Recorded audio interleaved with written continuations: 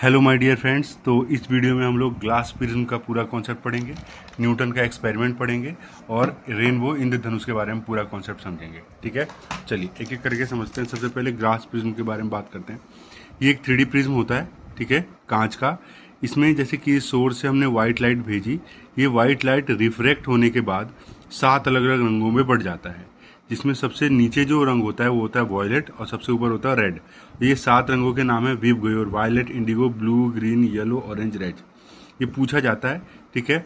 ये white light का किसी प्रिज्म से या कहीं से भी, ठीक है, अपने 7 कलर्स के कंपोनेंट्स में जो है बंट जाना, स्प्लिट हो जाना, इसी प्रोसेस को डिस्पर्सन कहा जाता है। और ये 7 कलर्स का जो बैंड बनता है उसको स्पेक्ट्रम कहा जाता है। यहाँ पर मैंने वही लिख रखा है हिंदी और इंग्लिश में, ये पूछे जाते हैं इसलिए मैंने लिख दिया यहाँ पर। ठीक है, अब इसमें देखिए जो रेड लाइट होती है उसका वेवलेंथ बहुत ज़्यादा होता है, इसलिए वो सबसे कम बेंड होती है। और वॉयलेट लाइट का जो वेवलेंथ होता है सबसे कम होता है, इसलिए वो सबसे ज़्यादा बेंड हो जाती है। याद रखेंगे इस चीज़ को, ठीक है। अब एक और चीज़, अब उसके बाद अब हम देखेंगे कि ग्लास प्रिज्म के थ्रू रिफ्लेक्शन जो होता है तो क्या होता है। देखिए, इंसिडेंट रे आई सबसे पहले, यहाँ से रिफ्लेक्ट हुई और दोबारा जब रिफ्लेक्ट होती है उसको इमर्जेंस रे, निर्गत किरण कहा जाता है। तो इंसिडेंट रे और इमर्जेंस रे यानी कि आपतित किरण और निर्गत किरण को जो हम बढ़ाएंगे वर्चुअली, तो आपस में जाके जहाँ पर मिलेंगी उस पॉइंट को एंगल ऑफ डेविएशन यानी कि विचलन कोण कहा जाएगा। ठीक है, इसके ऊपर क्वेश्चन आता है कि किस कलर का एंगल ऑफ डेविएशन किस कलर से ज़्यादा होता है। तो जो ज़्यादा झुकता है उसका एंगल ऑफ डेविएशन भी ज़्यादा होगा। तो वॉयलेट कलर का angle of deviation red colour से ज़्यादा होता है। होता क्या है, द एंगल बिटवीन, ये याद रखेंगे आप लोग, इंसिडेंट रे और इमरजेंस रे के एंगल के बीच को, इनके बीच के एंगल को कहा जाता है एंगल ऑफ डेविएशन यानी कि विचलन कोण कहा जाता है। इसके बाद हम न्यूटन के एक्सपेरिमेंट को समझेंगे।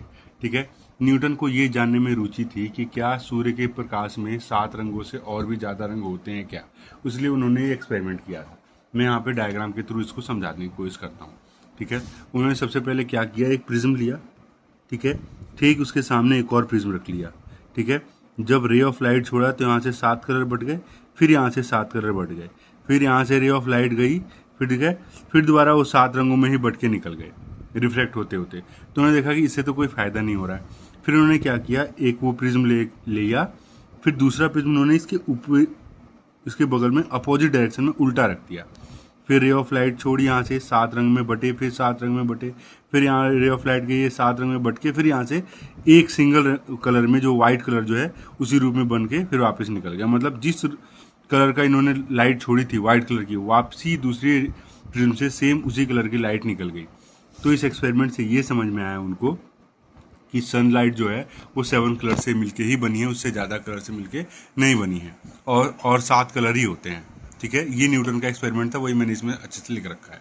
ठीक है, उसके बाद सबसे इंपॉर्टेंट कॉन्सेप्ट है टोटल इंटरनल रिफ्लेक्शन, पूर्ण आंतरिक परावर्तन। हालांकि 11th क्लास का कॉन्सेप्ट है लेकिन ये पढ़ाना जरूरी है, क्योंकि इंद्रधनुष का जब कॉन्सेप्ट पढ़ेंगे तो आपको यहाँ पे इसके लिए जरूरत पड़ेगी। ठीक है, चलिए अब मैं बताता हूँ कि यहाँ पर टोटल इंटरनल रिफ्लेक्शन होता क्या है। यहाँ पर मैं इसको डायग्राम से समझा दूंगा। देखिए, ये मान लीजिए हमेशा टोटल इंटरनल रिफ्लेक्शन के लिए लाइट का ये डेंसर मीडियम से रेयर मीडियम में जाना जरूरी है।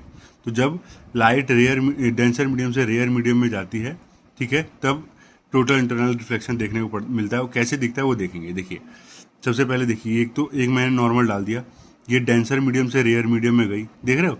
तो जैसे जैसे मैं इसका जो है एंगल बढ़ा रहा हूँ, इंसिडेंट रे, ये इंसिडेंट रे आपतित किरण, इंसिडेंट रे का एंगल बढ़ा रहा हूँ, इसका एंगल जो है वो कम होता जा रहा है।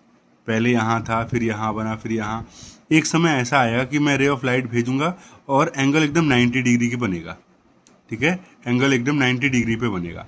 फिर उसके बाद अगला जब मैं ये लाइन भेजता हूँ, रे ऑफ लाइट भेजता हूँ यहाँ पे, ये क्या होगा, ये 90 डिग्री पे बनने की जगह, मतलब पार होने की जगह, ये क्या होगा, दोबारा रिफ्लेक्ट हो जाएगा।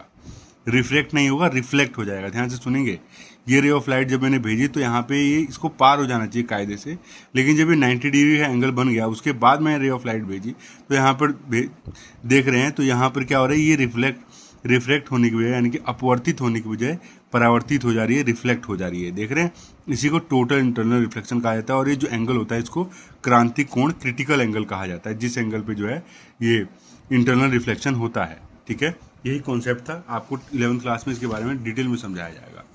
इसके बाद बात करते हैं रेनबो के बारे में। ये हमेशा इंद्रधनुष जो होता है ये सन के अपोजिट डायरेक्शन में बनता है, और एक वाटर ड्रॉपलेट जो होते हैं बारिश के बाद जो एटमॉस्फेयर के अंदर उसके थ्रू बनते हैं।